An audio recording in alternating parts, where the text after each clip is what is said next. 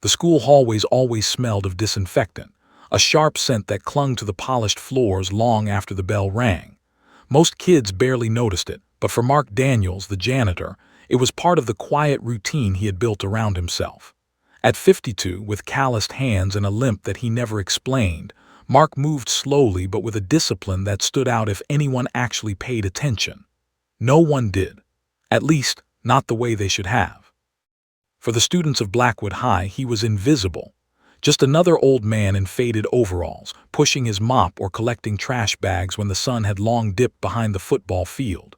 Some kids tossed careless insults at him, trash man, mop boy, loser, but he rarely reacted. His deep-set eyes, dark and unreadable, would simply glance their way and then return to his work. That silence unsettled some, but for others it only made him an easier target. That was especially true for Tyler, Chad, and Brent, the self-proclaimed kings of Blackwood High. All three were seniors, wealthy, athletic, and cruel in the careless way only young men who had never been punched in the mouth could afford to be. They carried themselves with entitlement, sneering at anyone who didn't match their privilege. And Mark, quiet, brown-skinned, and working class, made for an easy target. It began small, snide comments when he passed, shoving trash deliberately onto the floor for him to clean. Once, Chad even poured soda across the hallway just as Mark finished mopping, grinning as his friends laughed. "Oops, looks like you missed a spot, old man," Chad said, as though his joke was clever. Mark said nothing. He just cleaned it up. But something flickered in his eyes then, something cold, something sharp, that none of them noticed. The real cruelty began one Friday afternoon after football practice. The boys were hyped, restless, and full of the reckless arrogance that came from being the adored stars of their school. Mark was tidying up near the gym, dragging a bag of garbage behind him, when the three boys cornered him. "Yo, mop boy," Tyler called, his voice dripping with mockery. "Got a little job for you." They tossed a half-empty water bottle at his feet. "Pick it up." Mark bent slowly, his back stiff, and placed it in his trash bag without a word. That wasn't enough. It never was. Brent stepped closer, his smirk curling. "Man, you ever wonder what it's like being a total failure? Like, damn, you clean up after kids half your age. Bet your life turned out real pathetic, huh?" The others laughed. For the first time, Mark looked up at them. His gaze was steady, unblinking, and for a split second Tyler felt a chill crawl across his skin. But then Mark lowered his eyes again, and the boys regained their courage. "Don't look at me like that," Tyler snapped, shoving Mark's shoulder. "You know your place." Mark stumbled slightly, catching himself against the wall. He didn't fight back. He didn't even raise his voice. He just stood there in silence, letting them believe they had won. But later that night, long after the hallways had emptied and the boys were bragging about their cruelty on social media, Mark sat alone in the janitor's closet. The dim light flickered above him as he unbuttoned his overalls, revealing the faded tattoo stretched across his shoulder, a trident surrounded by stars and numbers, SEAL Team insignia. He touched it gently, his eyes hard. He had fought in wars they couldn't even imagine, bled in deserts and oceans, buried brothers whose courage would forever outshine the arrogance of spoiled teenagers. Yet here he was, mopping floors for kids who thought they ruled the world. Legendary, they used to call him once. Ghost, Phantom, the man who could slip into enemy lines and vanish again without a trace. But now he was just Mop Boy. Mark closed his eyes and took a slow breath. He wasn't angry, not yet. But he knew arrogance like theirs had a way of growing dangerous if left unchecked. And something told him these boys were heading straight for the kind of trouble that would demand a reckoning. And when that time came, they'd learn exactly who they had mocked. The next week started like any other, with the halls of Blackwood High buzzing with gossip and the echo of slamming lockers. But for Tyler, Chad, and Brent, the previous Friday's little game had sparked something meaner. They had tasted the rush of power that came from mocking the janitor, and now they wanted more. It wasn't enough to laugh at him behind his back or make him clean up their messes. They wanted to break him, to prove in their twisted way that he was beneath them, that his silence made him weak. On Wednesday, they came up with a plan. "Dude," Brent said, his grin wolfish as the three sat in the cafeteria. "What if we make a video? Humiliate him properly. Put it online. Everyone'll see how pathetic he is." Chad chuckled. "Yeah, mop boy, about to go viral." Tyler leaned back in his chair, smirking. "We'll call it Janitor vs. Kings. That'll get views. Maybe we can get him to cry. Old loser like him probably will." They laughed loud enough to draw glances from nearby tables. Nobody dared call them out. Nobody ever did. That afternoon, they waited for Mark outside the locker rooms. He came trudging down the hallway, mop bucket squeaking behind him, his shoulders stooped. His expression was unreadable as always. "Hey, mop boy," Tyler called, his phone already recording. "Got a job for you." Mark didn't look at the camera. He just kept pushing his bucket, his face calm. Chad stepped in front of him, blocking the path. "Pick up my shoe." He slipped it off and dropped it in front of the bucket. "Do it. You work for us, right?" Mark paused, staring down at the shoe. Slowly, he reached for it, but instead of picking it up, he slid it aside with his mop and continued forward. The boys laughed. "Damn, he's trained like a dog," Brent sneered. "Doesn't even talk back." But when Mark turned the corner, Tyler froze for a second. He could have sworn the old man glanced back at him just for a moment. And in that look there wasn't fear. There wasn't shame. It was something else, something sharp and dangerous, like a knife glinting in the dark. Tyler shook it off. "Old man's too broken to fight back," he muttered. "We'll get him tomorrow, bigger stunt." And they did. The next day, during lunch, they carried their plan out in full. They cornered Mark in the cafeteria with dozens of students watching. Brent, accidentally, spilled his tray of food across the floor, mashed potatoes and gravy splattering everywhere. "Oops," Brent said, grinning wide. "Janitor, clean it up." The cafeteria erupted with laughter. Phones were out. Cameras pointed at Mark from every angle.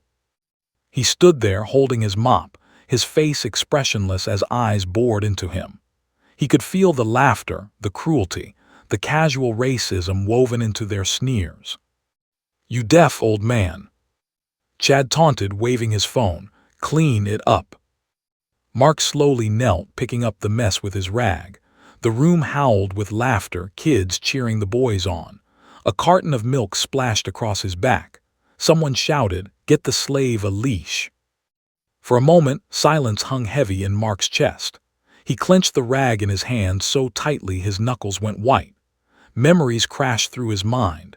Battlefields, nights in enemy territory, his brothers in arms who fought and bled with honor while these spoiled children mocked the very idea of dignity.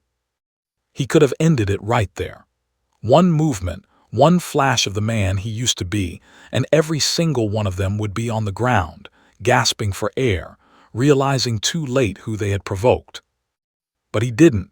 He kept his breathing slow, his expression unreadable. He finished cleaning, stood, and walked away in silence. The cafeteria roared with laughter. But in the chaos, no one noticed the way Mark's jaw tightened.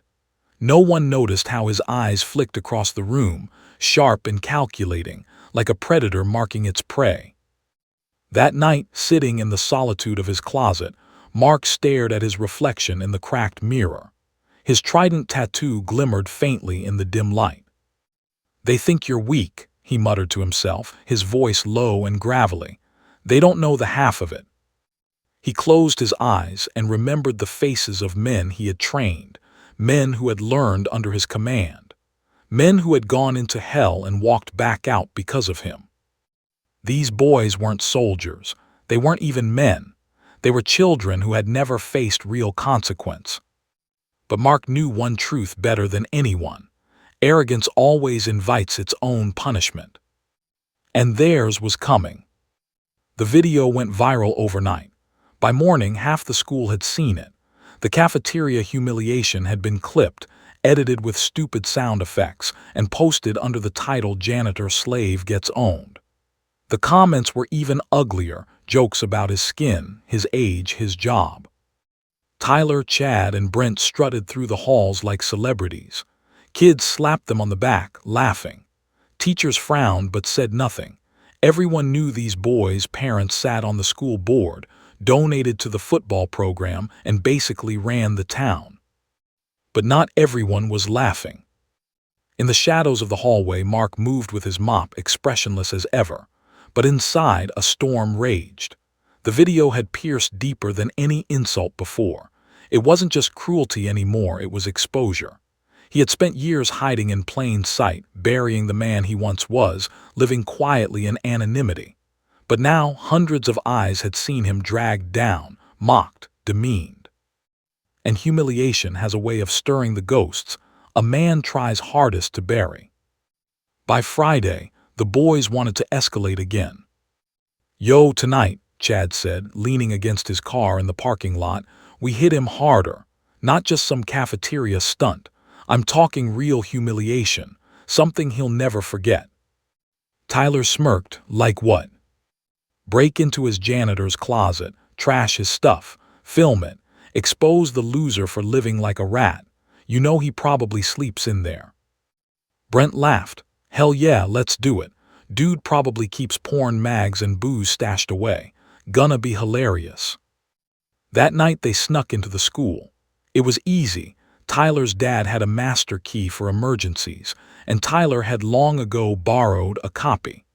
The three boys moved down the darkened hallways with their phones lit, laughing in hushed voices. When they reached the janitor's closet, Chad twisted the key and the door creaked open. The smell hit them first, not mold or filth, but polish, oil, and something sharper. The closet wasn't what they expected. It was neat, almost military in its order. Supplies stacked perfectly, tools aligned with precision. Every mop, every rag, every bucket placed as if inspected by a drill sergeant. "Damn," Brent muttered, suddenly uneasy. "This is kinda creepy." "Shut up," Tyler hissed, pulling out his phone. "Start filming." They rummaged through his things, tossing rags, scattering bottles, laughing as they smashed a few supplies on the ground. Then Brent pulled open a small locker in the corner and froze. Inside was a folded uniform, navy, pristine, sealed in plastic. Beside it, a shadow box of medals glimmered under their flashlight beams, rows upon rows from service ribbons to the Navy Cross itself, and on the shelf above a photo. A younger Mark Daniels stood flanked by other men, all in combat gear, rifles slung across their shoulders. Their faces were hard, dangerous, real warriors. "Dude," Brent whispered, his voice shaking, "this guy's not just some janitor." Tyler snatched the photo, staring at it. "Nah, it's probably fake. Just some crap he bought at a thrift store. No way this loser's a soldier." But his voice wavered. Then came the sound. A floorboard creaked. The boys spun around, their flashlights trembling. And there he was, Mark Daniels, standing in the doorway. His overalls hung loose, his arms crossed, eyes glinting like steel under the flickering light. For the first time, he wasn't just quiet. He wasn't just tired. He looked dangerous. "What are you doing in my closet?" His voice was low, steady, and carried a weight that froze the laughter in their throats. Chad forced a smirk, though sweat beaded his forehead. "Relax, mop boy. We're just checking out your little rat hole." Mark stepped forward, slow and deliberate. Each step echoed with the kind of control only men who had walked through gunfire could command. "You touched my things." His tone sharpened, not loud but sharper than a blade. "Big mistake." Brent swallowed hard. "We were just messing around." Mark's eyes snapped to him, and Brent's words died in his throat. "You think I'm weak," Mark said, his voice steady. "You think I'm beneath you, but you don't know me. You don't know what I've done or what I'm capable of." Tyler tried to laugh, but it came out shaky. "You're just a janitor, man. Don't play tough." Mark stepped closer, and for the first time they noticed his hands. calloused, scarred, the kind of hands that had held weapons, broken bones, pulled brothers from fire. "Janitor," he murmured, "that's what I am now, but once," he leaned in, his eyes like fire, "once I was the nightmare men prayed they'd never meet." The boys froze, caught in a silence thicker than fear itself. And for the first time, they realized they might have poked something far more dangerous than they ever imagined. The air in the janitor's closet was suffocating. Tyler, Chad, and Brent stood frozen, the smirks drained from their faces. The medals, the uniform, the hard eyes of Mark Daniels, it all painted a picture they couldn't laugh away. Mark let the silence stretch until it became unbearable. Then, with deliberate calm, he reached past them and lifted the photo frame from the shelf. He held it in his scarred hands, his thumb brushing over the faces of the men beside him. "Every one of these men was tougher than you'll ever be," he said quietly, "and every one of them is dead." The words hit heavier than a shout ever could.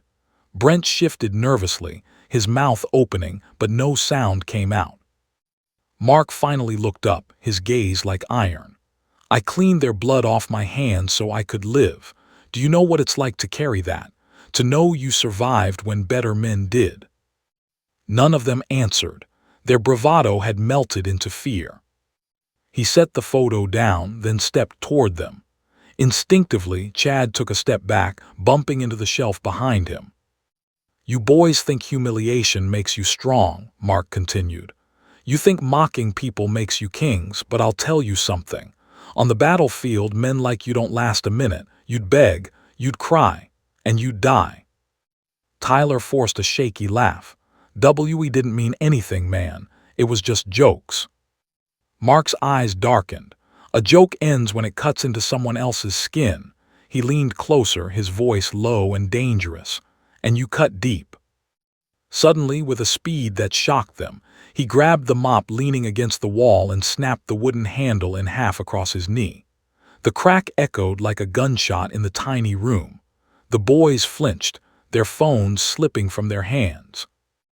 "Listen to me and listen well," Mark growled, pointing the jagged stick at them. "I don't care about your money. I don't care about your daddies on the school board. What I care about is respect. And if I ever hear you talk to me or anyone else in this school the way you've been talking," he paused, his voice dropping to a chilling whisper, "you'll find out exactly how dangerous an old janitor can be." The three boys stood in stunned silence, their eyes wide, their chests rising and falling with shallow breaths. Then Mark dropped the broken stick and turned away, his back to them, as if dismissing them from existence. "Get out," he said simply. They didn't argue, they didn't smirk, they didn't laugh. They bolted from the room like frightened children, their footsteps echoing down the hallway. When the door slammed shut behind them, Mark stood alone, breathing slow and steady. He picked up the photo again, his eyes lingering on the men beside him. "Still watching my boys," he murmured. A faint, tired smile touched his lips. "Guess I had to remind myself who I was." The fallout came fast. The boys never posted the closet footage. They were too shaken, too terrified. Rumors spread through the school anyway, whispers of the night the janitor snapped a mop like a toothpick and made the golden boys of Blackwood High run. Tyler, Chad, and Brent avoided him in the hallways after that, their arrogance cracked, their swagger dimmed. Other students, sensing the shift, grew quieter around him too. For the first time, Mark wasn't invisible. He wasn't a target. He was respected. And Mark, he kept on mopping the floors, polishing the hallways, living in his quiet routine. But behind the silence, everyone knew now, this janitor wasn't just a janitor. He was a man forged in battles they couldn't imagine, a man who had stared death in the eye and survived. And though he never raised a hand against them, the lesson he left behind was one they would carry forever. Respect isn't given to kings of the hallway. It belongs to those who have earned it in blood, sacrifice, and silence. And Mark Daniels had earned it 1,000 times over.